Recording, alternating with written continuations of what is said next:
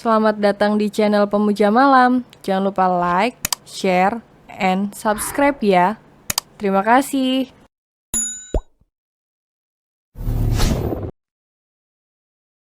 Chapter 13 Takut calon bini digondol maling.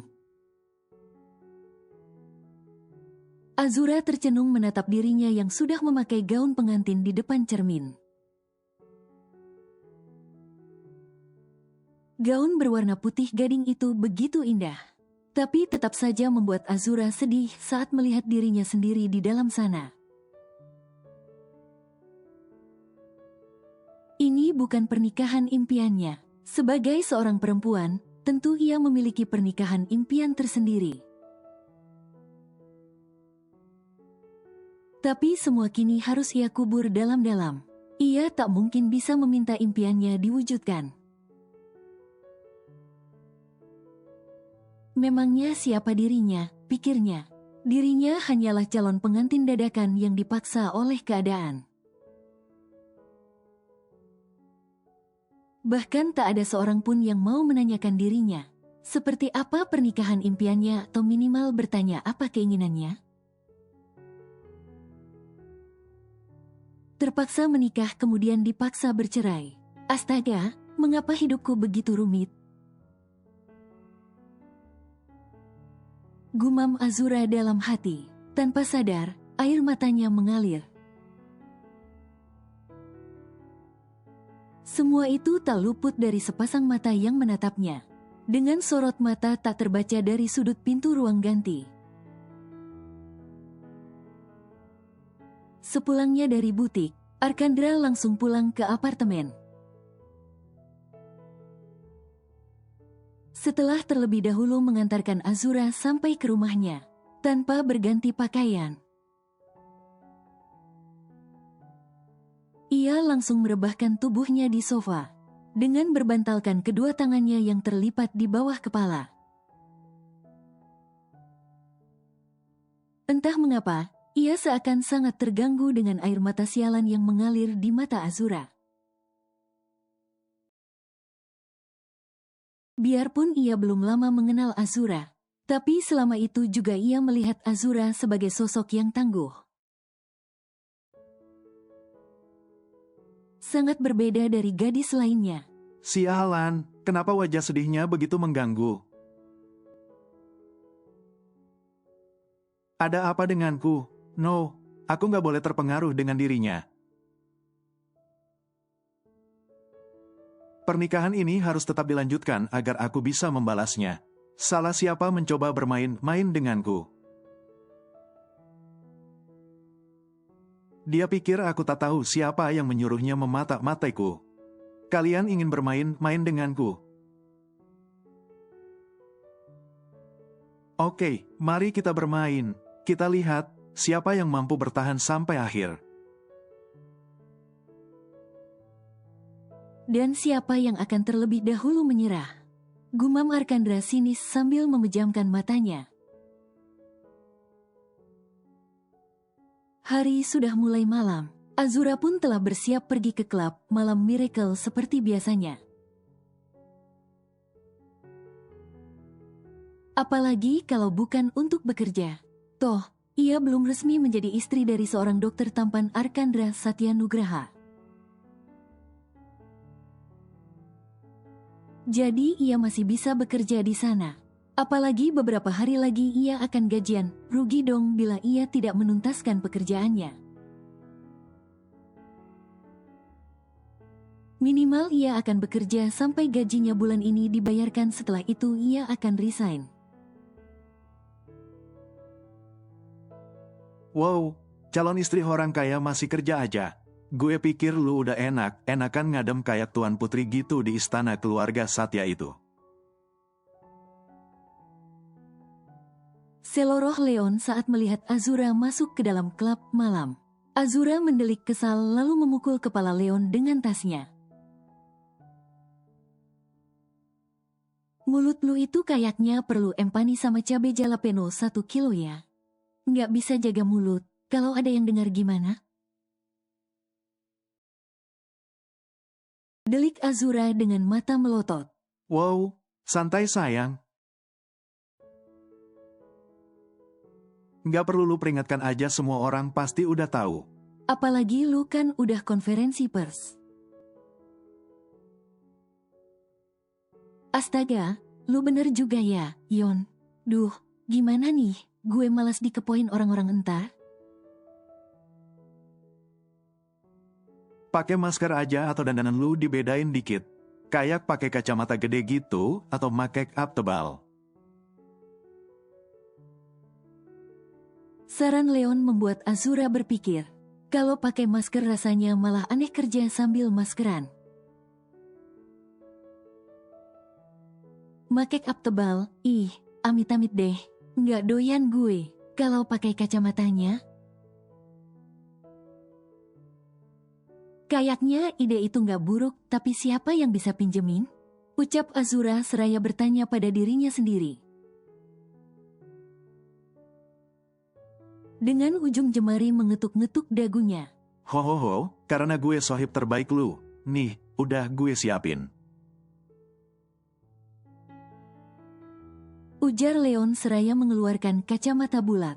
Kacanya juga tebal membuat penampilannya sedikit tersamarkan. Sepertinya ide Leon ada bagusnya. Apalagi pencahayaan klub malam kan agak temaram.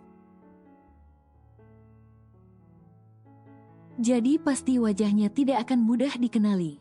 Hoa, emang bener, lu itu sohib terbaik gue. Thanks banget ya, entar gue ganti deh duitnya. Tukas Azura dengan senyum merekah. Ia pun berlalu dari hadapan Leon sambil menepuk pundaknya. Tidak salah bila Azura menganggap Leon sahabat terbaiknya. Sebab Leon selalu memahami Azura. Bahkan ia selalu siap sedia membantu Azura kapanpun ia dibutuhkan. Sedangkan di lain tempat, lebih tepatnya di kediaman Azura, tampak Melody sedang memulas wajahnya dengan make up tipis. Setelah selesai, ia pun berdiri di depan cermin, sambil memutar-mutar tubuhnya yang dibalut gaun mahal pemberian Geralt. Melody tak menyangka, gaun itu begitu pas dan cocok di tubuhnya. Gaun selutut berwarna soft pink dan berkerah Sabrina.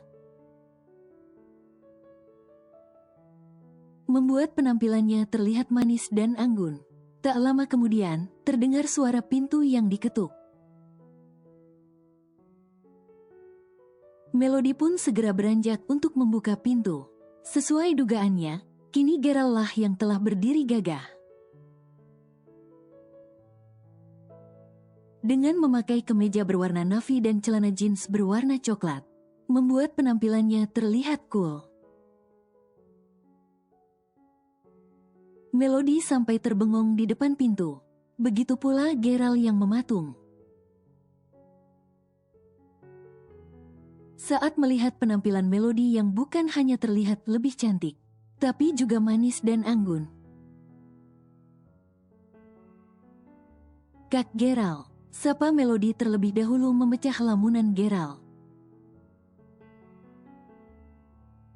Geralt berdeham salah tingkah saat kedapatan memandangi wajah Melody. Entah mengapa ia seakan tersihir dengan kecantikan Melody. Ah, kamu udah siap? Tanya Geralt akhirnya. Oh, sebentar lagi, kakak tunggu sebentar ya, aku ambil tas dulu. Ujarnya seraya melangkahkan kakinya secepat mungkin ke dalam kamar. Untuk mengambil tas tangan yang juga diberikan oleh Geralt sore tadi sepulang kerja. Kemudian ia juga segera memakai sepatu dan keluar menemui Geralt. Kini Melody dan Geralt sudah dalam perjalanan menuju ke rumah orang tuanya. Menurut Geralt, malam ini adalah malam ulang tahun sang nenek. Neneknya telah berpesan padanya untuk membawa kekasihnya di saat ulang tahunnya. Karena Geralt begitu menyayangi sang nenek, ia pun menyetujuinya walaupun dengan terpaksa menggunakan jasa kekasih sewaan. Kak, panggil Melody saat Geralt tengah fokus menyetir. Maaf, bukan maksud aku kepo, cuma penasaran aja sebenarnya. Kakak kayaknya dekat banget sama Aurora. Kenapa kakak nggak minta dia aja jadi kekasih pura-pura kakak? Tanya Melody yang kadung penasaran dengan kedekatan Geralt dan Aurora. Oh, itu, sebenarnya Aurora itu adik kekasihku. Aurelia lah yang meminta Aurora menjagaku agar tidak berpaling. Ujarnya membuat Melody membulatkan matanya. Adik, tapi kedekatan kalian kesannya kayak sepasang kekasih lo. Sampai satu kampus ngira kakak itu kekasih Aurora. Bahkan dia sendiri yang bilang ke teman-temannya kalau kakak itu pacarnya. Tukas Melody memberitahukan apa yang ia dengar dari teman-temannya. Oh ya? Tanya Geralt memastikan. Iya, karena itu aku jadi khawatir sama Pak George. Aku yakin berita ini udah sampai ke telinga Pak George. Takutnya kita malah ketahuan kan kita nggak pernah terlihat dekat di kampus. Lalu tiba-tiba kita ternyata pacaran kan aneh. Ujar Melody bersungut-sungut. Geralt pun tampak membenarkan pemikiran Melody. Oh iya, Kak George ngajar di kelas kamu ya? Gini aja, bilang aja kita emang sengaja rahasiakan ini dari teman-teman di kampus. Kita kenalan di gang kafe karena kamu itu karyawan aku. Beres kan? Tukas Geralt penuh keyakinan. Emang keluarga kakak bakal terima kalau tahu kakak pacaran sama orang kayak aku? Tanya Melody seraya menunjuk wajahnya sendiri. Kita kan beda banget kak, ibarat kakak itu kasta ksatria, sedangkan aku kasta sudra. Bagai bumi dan langit, pasti mereka bakal langsung menentang. Kalau kejadiannya kayak gitu, apa perjanjian kita langsung batal? Terus aku harus balikin duit kakak yang udah kakak transfer? Tanya Melody akhirnya yang kadung penasaran. Geralt terkekeh kecil saat mendengar asumsi Melody. Lalu ia refleks mengacak rambutnya gemas tanpa sadar. Kebiasaan ini biasanya hanya ia lakukan pada orang-orang yang sudah begitu dekat dengannya. Tapi entah mengapa, ia bisa refleks melakukan itu. Ia seperti sudah begitu dekat dengan Melody padahal ia saja belum lama mengenalnya. Kak, berantakan nih rambut aku. Emang kakak mau dikatain bahwa kekasih orang gila gara-gara rambut aku diacak-acakin? Protes Melody yang makin membuat Geralt tersenyum geli. Ia tak menyangka ternyata mengobrol dengan Melody cukup menyenangkan. Yang harus kamu tahu, keluarga aku itu open banget. Mereka selalu mengajarkan kami untuk gak menilai seseorang melalui harta semata. Karena itu nggak menjamin seseorang memiliki attitude yang baik. Jelas Geralt. Tapi kak. Tapi apa? Tanya Geralt sambil melirik sekilas dengan tangan tetap di kemudi. Aku ngerasa apa yang kita lakuin ini nggak benar. Kita sama aja nipu keluarga kakak. Aku takut mereka kecewa kalau mereka tahu yang sebenarnya. Ungkap Melody yang mulai meragu. Kamu tenang aja, semua akan baik-baik aja kalau kamu bisa menjaga rahasia kita. Ucap Gerald datar, lenyap sudah senyum yang sempat singgah di bibirnya. Urusan selanjutnya biarlah jadi urusanku. Lakukan saja tugasmu sesuai perintahku. Imbuhnya lagi membuat rahang Melody terkatup rapat. Dalam hati Melody berharap, semua berakhir baik-baik saja sesuai rencana. Tapi, mungkinkah Gerald dan Melody kini telah berdiri di depan pintu sebuah rumah yang besar dan mewah? Melody biasa saja melihat rumah itu. Sebab rumahnya dulu pun juga besar seperti itu, hanya sedikit lebih mewah saja. Baik dari pemilihan bahan, ukiran, dan corak. Seperti pintu utama, terdapat ukiran yang begitu indah serta dilapisi cat berwarna kuning emas. Lantainya pun terdiri atas keramik impor yang sangat cantik. Pekarangan rumah itu pun sangat asri. Terdapat banyak tanaman dan bunga-bunga yang membuatnya berkali-kali lebih cantik. Tangan Melody terasa dingin, jantungnya berdegup dengan kencang. Belum masuk ke dalam rumah itu saja ia sudah merasa tak nervous. Apalagi saat telah berada di dalam. Melody takut, ia justru mengacaukan segalanya. Kamu gugup? Tanya Gerald saat menatap wajah Melody yang tampak dialiri peluh. Melody mengangguk kaku, lantas tangan Gerald terulur dan menggenggam erat tangan Melody yang terasa dingin. Wajah yang sempat datar tadi kini berubah sedikit sumringah. Melihat betapa groginya Melody saat ini. Udah, nggak usah takut. Di dalam nggak ada serigala, cuma ada buaya aja. Seloroh Gerald. Hah? Mata Melody melotot membuat Gerald tergelak. Maksudnya, buaya darat. Ucapnya seraya terkekeh membuat Melody memberengut masam. Kak Gerald bikin Odi takut aja. Melody mencebikkan bibirnya membuat Gerald mengusap kepalanya. Seketika, jantung Melody berdegup kencang saat mendapatkan perlakuan manis itu.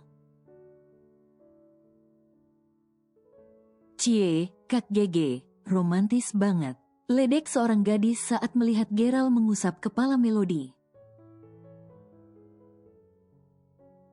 Sontak saja, wajah Melody bersemu merah. Wah, wajah cewek Kak GG merah tuh, malu ya. Godanya lagi membuat Melody beringsut ke samping Gerald untuk menyembunyikan wajahnya. Gadis itu pun tergelak kencang membuat yang lainnya ikut keluar. G, kamu udah datang? Tanya seorang wanita parubaya yang masih terlihat sangat cantik.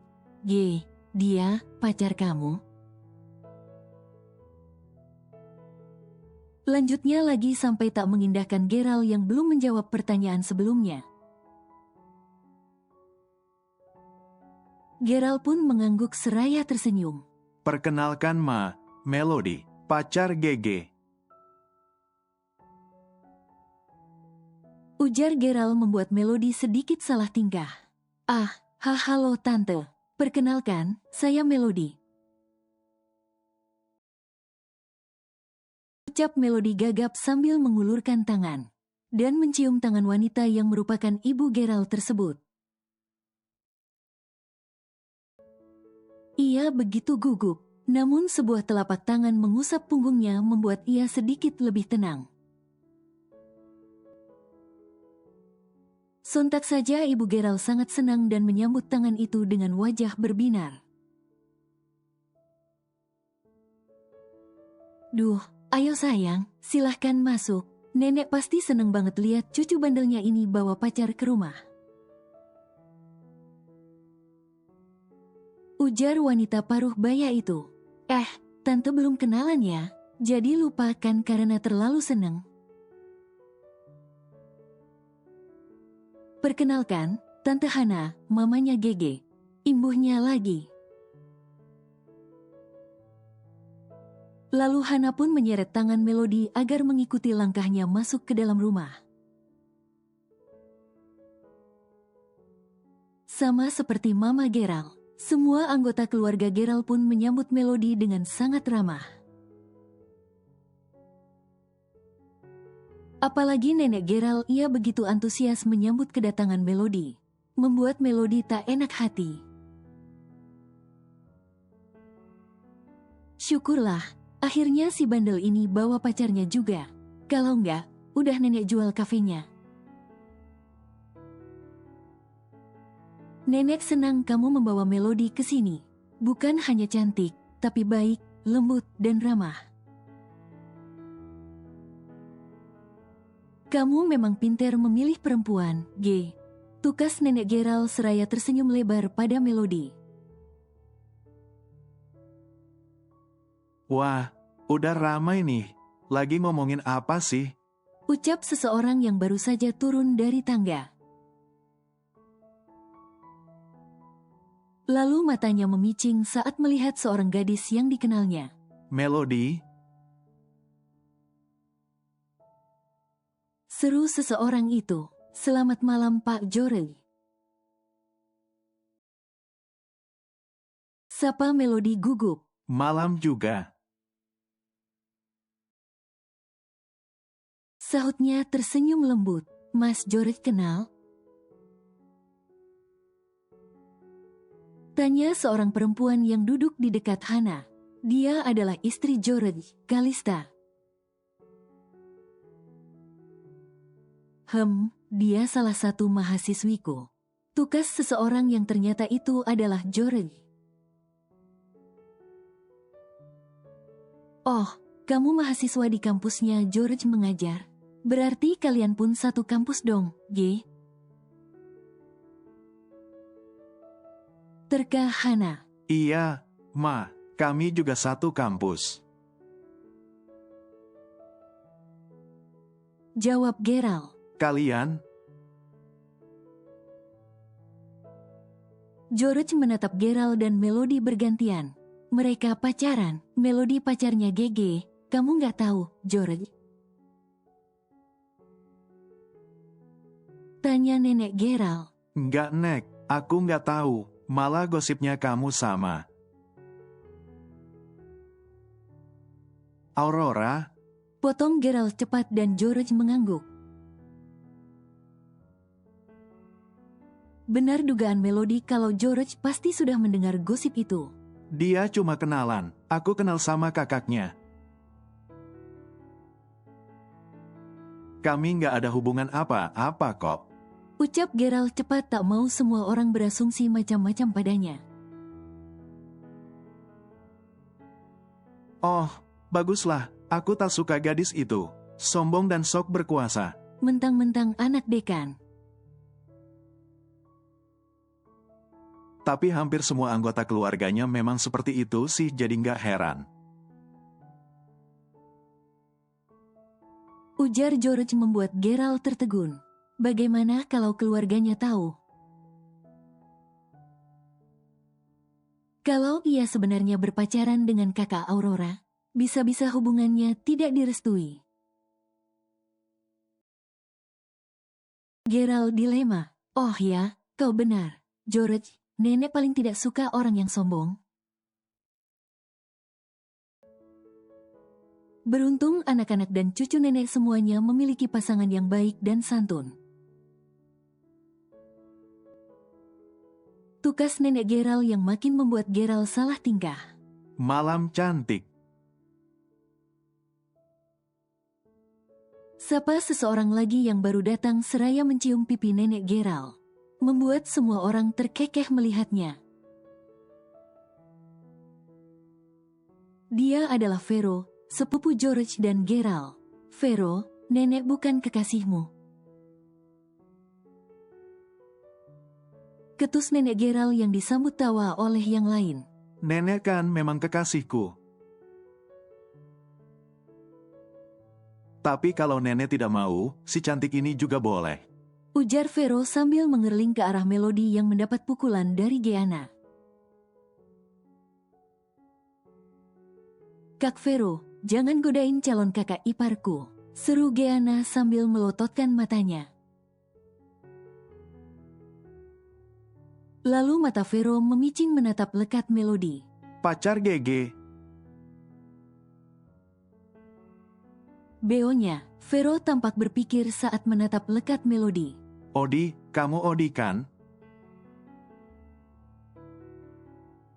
Seru Vero dengan mata berbinar dan senyum merekah.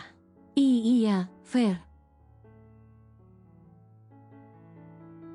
Ujarnya sambil tersenyum kikuk.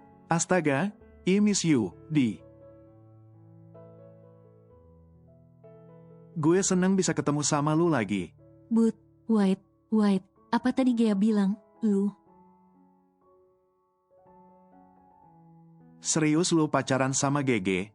Tanyanya tak percaya. Melody hanya bisa mengangguk kikuk. Lalu mata Vero memicing tajam pada Geralt. Kenapa lu? Sinis Geralt saat ditatap tajam oleh Vero. Sayang, kamu kenal sama anak badung ini? Tanya Geralt. Kenapa? Potong Vero. Tentu gue kenal banget malah sebab gue.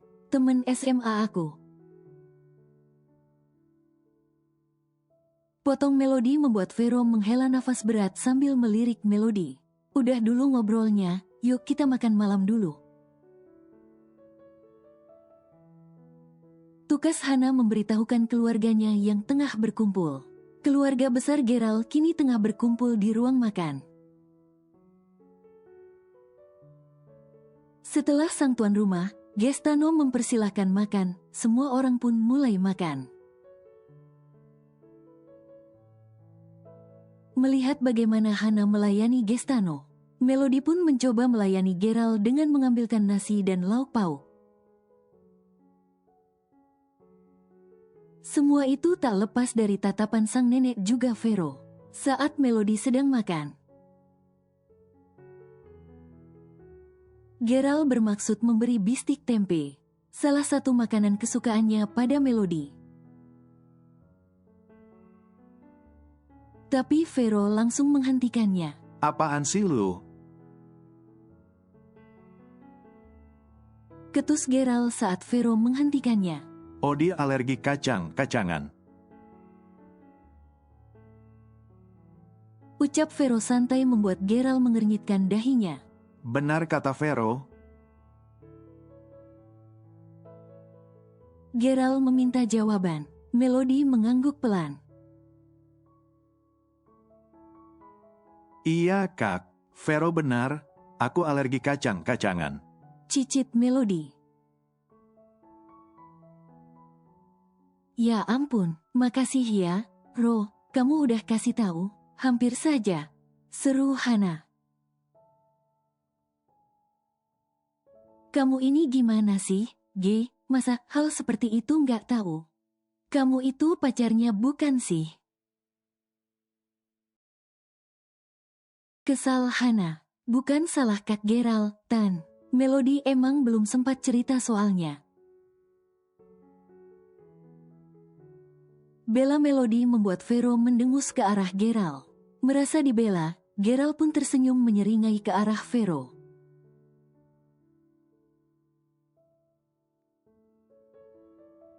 Azura tetap bekerja seperti biasanya.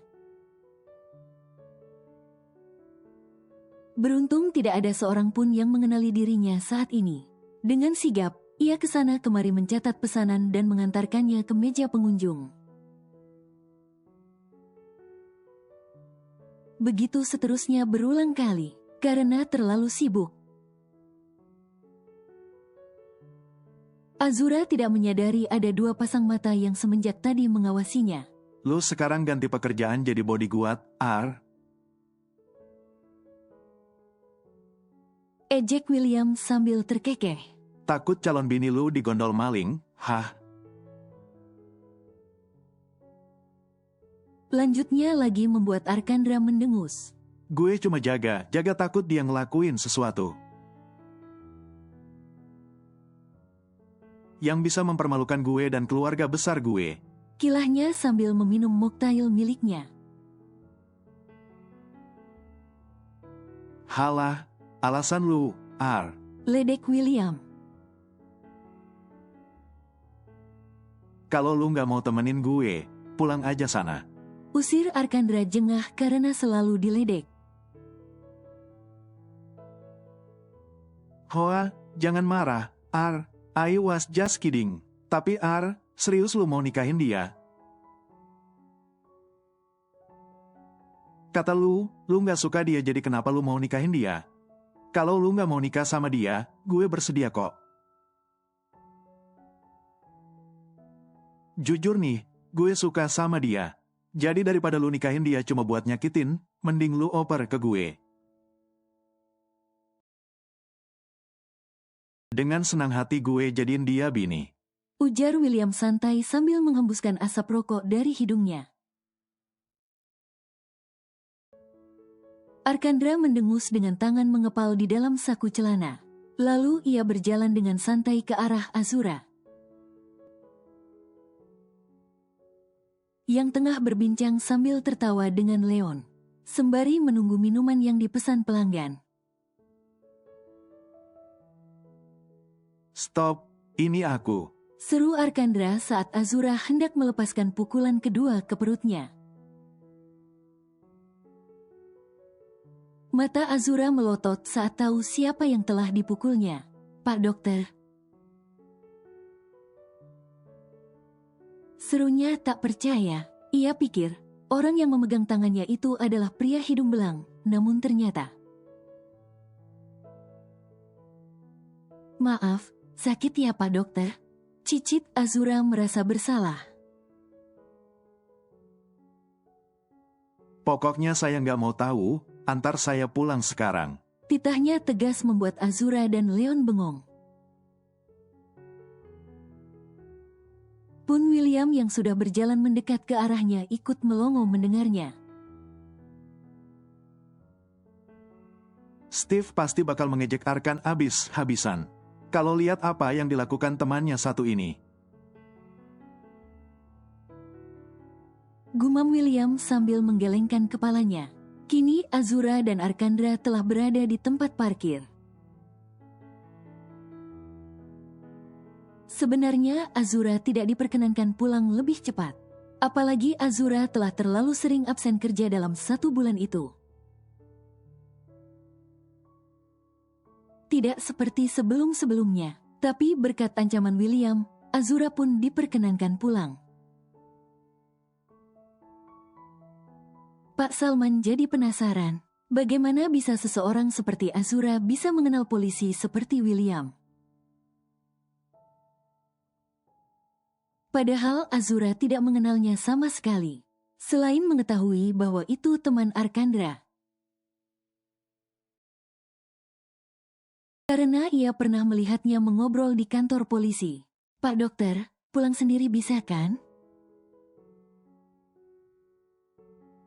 Masa cuma kena tonjok perutnya sekali doang sampai nggak bisa nyetir. Azura mencoba menghindar dari si dokter galak yang kerap membuatnya kesal.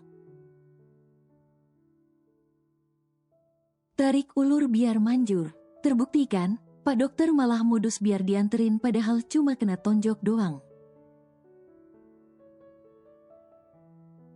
Saya memang masih bisa menyetir, tapi tidak ada jaminan selamat sampai tujuan. Kamu seenaknya mukul saya kayak samsak, kamu pikir nggak sakit? Atau perlu saya balik pukul biar kamu tahu rasanya? Delik Arkandra membuat Azura segera menutup perutnya dengan telapak tangannya.